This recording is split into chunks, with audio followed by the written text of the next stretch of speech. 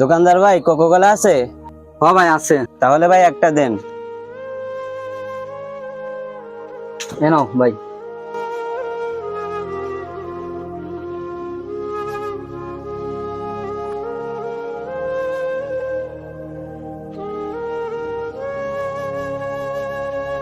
রাজিবুল, জি হুজুর। এদিকে আসো।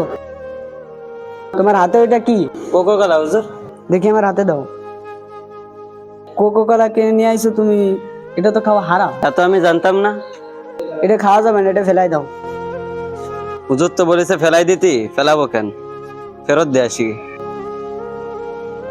এ ভাই, কোকো কোলা ফেরত নেন। কেন ভাই, কি হয়েছে? ভাই, মসজিদের ইমাম সাহেব বলেছে এগুলো খাওয়া যাবে না, এগুলো খাওয়া হারাম, সেই জন্য আমি নেবো না।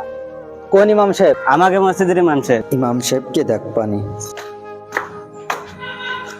ইমাম সাহেব কোন রে? কি হয়েছে সভাপতি সাহেব? আপনি কি মাসলা দিয়েছেন? আমার দোকানের কোকো কোলা বিক্রি হচ্ছে না, মানুষ খালি ফেরত দিতে আসতেছে। এরকম আলতু ফালতু মাসলা দিয়া সালাম দেন। কেন, আমি ঠিকই তো মশলা দিছি। এটা তো ইসরায়েলের পণ্য, এটা তো খাওয়া হারাম। আমি ভালোভাবে বলতেছি, এইসব মাসলা দিয়া সালাম দেন, আর নয় তো অন্য জায়গা মসজিদ দেখেন। আচ্ছা ঠিক আছে, আপনার মসজিদ নিয়ে আপনি থাকেন, আমি চলে আসছি। বর্তমান সমাজে হক কথা বললেই ইমামের চাকরি চলে যায়।